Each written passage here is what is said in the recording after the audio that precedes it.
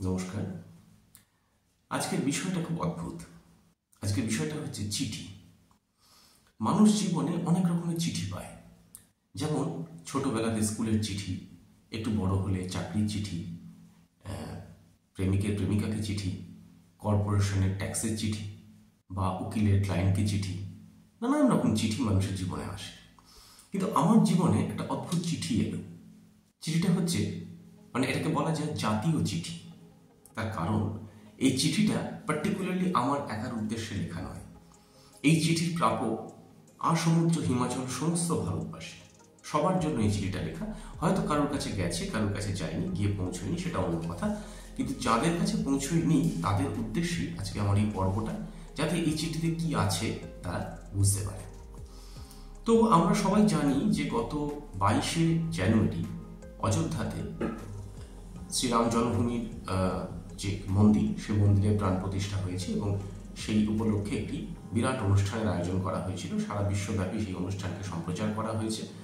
তো সেই উদ্দেশ্যে এই রাম জন্মভূমি কর্তৃপক্ষ সমগ্র ভারতবাসীর উদ্দেশ্যে একটি চিঠি দিয়েছে, বা বলা যায় একটি আমন্ত্রণ পত্র দিয়েছে। তো 21শে জানুয়ারি, অর্থাৎ যেদিন অনুষ্ঠান তার ঠিক আগের দিন সকালবেলা, একটি ছেলে এসে আমাদের বাড়িতে চিঠিটা দিয়ে গেল। তো বলে গেল যে এটা আগামীকাল রাম জন্মভূমির উদ্বোধন, সেই উদ্দেশ্যে এই চিঠিটা 3টে পার্টে ভাগ করা আছে। প্রথম পার্টটা হচ্ছে এইটা। এই পার্টে এটা চিঠিটার একটা কভার পেজ বলা যেতে পারে। এই পার্টে রাম জন্মভূমির যে মন্দির, তার ছবি আছে, একদিকে শ্রী রামচন্দ্রের ছবি আছে, আর তার তলায় লেখা আছে শ্রীরাম জন্মভূমি নির্মাণাধীন মন্দির অযোধ্যা। তো এখানে এটা হচ্ছে চিঠিটার একটা কভার পেজ বলা যেতে পারে। আর এছাড়া মূল যে চিঠিটা, সেটা হচ্ছে এই অংশটা।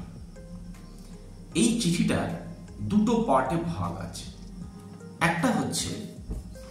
একটা পার্টে লেখা আছে ওম বিশ্বব্যাপী রাম ভক্তদের নিকট নিবেদন, একটি মেসেজ দেওয়া আছে। আরেকটি পার্টে লেখা আছে শ্রী রাম জন্মভূমি মন্দিরের বিশদ বিবরণ, অর্থাৎ যে মন্দিরটি উদ্বোধন হচ্ছে সে মন্দিরটির ডিটেলসটা দেওয়া আছে। এই দুটো পার্ট ছাড়াও আরেকটা খুব ইন্টারেস্টিং পার্ট এই চিঠিতে আছে। সেটা চিঠি না বলে একটা বিশেষ জিনিস বলা ভালো, আমি সেই ব্যাপারে পরে আসছি। আগে চিঠিটা একটু ছোট্ট করে পড়ে নিই, অ্যাটলিস্ট যারা চিঠিটা পাননি তাদের বুঝতে সুবিধা হবে।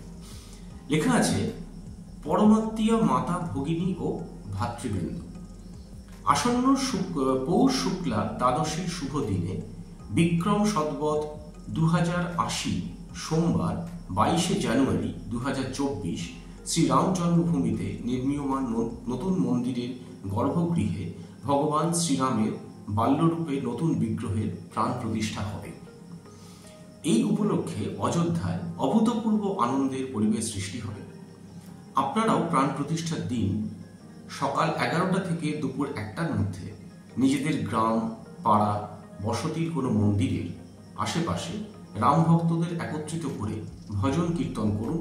টেলিভিশন বা অন্য কোনো এলইডি স্ক্রিনের মাধ্যমে অযোধ্যার প্রাণ প্রতিষ্ঠার সমারোহ সমাজের সকলকে দেখান।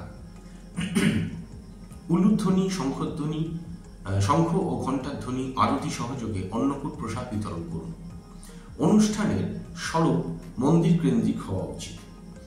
স্থানীয় মন্দিরে অধিষ্ঠিত দেবদেবীর ভজন কীর্তন, আরতি, পূজা এবং সমবেত কণ্ঠে শ্রীরাম জয় রাম জয় জয় রাম, এটা ইনভার্টেড কমার মধ্যে আছে, বিজয় মহামন্ত্র 108 বার জপ করুন। শ্রী হনুমান চালিসা, সুন্দরকাণ্ড, রাম রক্ষা স্তোত্র ইত্যাদি সমবেত পাঠও করতে পারেন। সকল দেবদেবী প্রসন্ন হবেন। সর্বত্র পরিবেশ সাত্ত্বিক ও রামময় হয়ে উঠবে। প্রাণ প্রতিষ্ঠা সমারোহ দূরদর্শন এবং অন্যান্য চ্যানেলের মাধ্যমে সম্প্রচারিত হবে। প্রাণ প্রতিষ্ঠার দিন সূর্যাস্তের পরে সন্ধ্যায় বাসগৃহের সামনে প্রদীপ জ্বালান। চারিদিক আলোকের ঝর্ণাধারায় সাজিয়ে তুলুন, যাতে বিশ্বের কোটি কোটি ঘরে আলোর উৎসব উদযাপিত হয়। এক প্রকার দেওয়ালি আর কি। আচ্ছা, আপনাদের নিকট বিনীত আবেদন, প্রাণ প্রতিষ্ঠার শুভ দিনের পরে শ্রীরাম লালা এবং নবনির্মিত মন্দির দর্শনের জন্য আপনাদের সুবিধামতো সময় সপরিবারে অযোধ্যায় আসুন এবং শ্রীরামের কৃপা লাভ করুন। তলায় দেওয়া আছে সাদর আমন্ত্রণ সহ শ্রীরাম জন্মভূমি তীর্থক্ষেত্র। ডান দিকের পোর্শনে অর্থাৎ ডান দিকের কলমে কিছু মানে এই মন্দির সম্পর্কে ইনফরমেশন দেওয়া আছে। কিরকম দেখি, লিখছে ঐতিহ্যবাহী নগর শৈলীতে নির্মিত মন্দির। মন্দিরের দৈর্ঘ্য পূর্ব পশ্চিমে 380 ফুট, প্রস্থ 250 ফুট এবং উচ্চতা 161 ফুট। 3 তলা মন্দির, প্রতিটি তলার উচ্চতা 20 ফুট, মোট 392টি স্তম্ভ, 44টি দরজা। আচ্ছা, তারপরে দেখছে ভূগর্ভস্থ গর্ভগৃহ, ভগবান শ্রীরামের বাল্যরূপের বিগ্রহ ব্র্যাকেটে শ্রীরামলালা, প্রথম তলায় গর্ভগৃহ শ্রীরাম প্রাঙ্গণ। মোট 5টি মণ্ডপ, নৃত্য মণ্ডপ, রঙ্গমণ্ডপ, গূঢ় মণ্ডপ বা যেটাকে বলে সভা মণ্ডপ, প্রার্থনা মণ্ডপ, কীর্তন মণ্ডপ। আচ্ছা, তারপরে আসছে স্তম্ভ এবং প্রাচীরে দেব দেবীর মূর্তি। পূর্ব দিক থেকে 32টি সিঁড়ি, উচ্চতা 16.5 ফুট পেরিয়ে সিংহদ্বার হয়ে মন্দিরে প্রবেশ করতে হবে। দিব্যাঙ্গ এবং প্রবীণদের জন্য র্যাম্প এবং লিফটের ব্যবস্থা, খুব ভালো উদ্যোগ এটা। চারিদিকে আয়তক্ষেত্র প্রাচীর, দৈর্ঘ্য 732 মিটার, প্রস্থ 4.25 মিটার। প্রাচীরের 4 কোণে 4টি মন্দির, ভগবান সূর্য, শঙ্কর, গণপতি, দেবী ভগবতী। প্রাচীরের দক্ষিণ দিকে হনুমান এবং উত্তর দিকে অন্নপূর্ণা মাতার মন্দির। মন্দিরের কাছে প্রাচীনকালের সীতাস্তূপ। শ্রীরাম জন্মভূমি মন্দির প্রাঙ্গণে প্রস্তাবিত অন্যান্য মন্দির যেমন মহর্ষি বাল্মীকি, মহর্ষি বশিষ্ঠ, মহর্ষি বিশ্বামিত্র, মহর্ষি অগস্ত্য, নিষাদরাজ গুহক, মাতা শবরী এবং দেবী অহল্যা।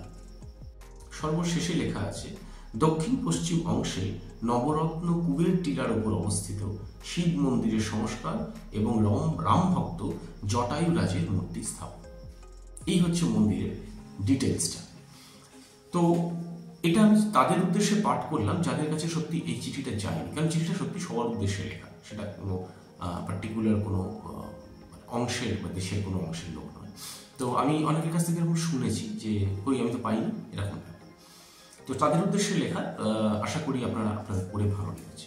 আর একটা বৈশিষ্ট্য হচ্ছে এই চিঠিটাকে নিয়ে একটা বেশ মানে যারা পেয়েছেন তাদের মধ্যে একটা শ্রেণীর মধ্যে চিঠিটাকে নিয়ে একটা বেশ ক্রেজ শুরু হয়েছে। কিরকম, অনেকে এই চিঠিটার যে এই দুটো পার্ট, 1 নম্বর এই পার্টটা, 2 নম্বর এই পার্টটা, বিশেষ করে এই পার্টটাকে অনেকে রীতিমতো ল্যামিনেট করে রেখে দিচ্ছে এবং অনেকের ধারণা হচ্ছে যে আজ থেকে কিছু বছর বাদে যদি আমি অযোধ্যা যাই তাহলে এই চিঠিটার এই অংশটা দেখালে সেখানে একটা কোনো বিশেষ সুযোগ সুবিধা পাওয়া যেতে পারে, বা আমি একটা এখানকার ডেডিকেট বা ভক্ত এরকম বলে একটা বিশেষ পরিচয় সেখানে আমি প্রতিষ্ঠিত করতে পারি। তো যাই হোক, এবার এটা চিঠির বিষয়বস্তুটা গেল।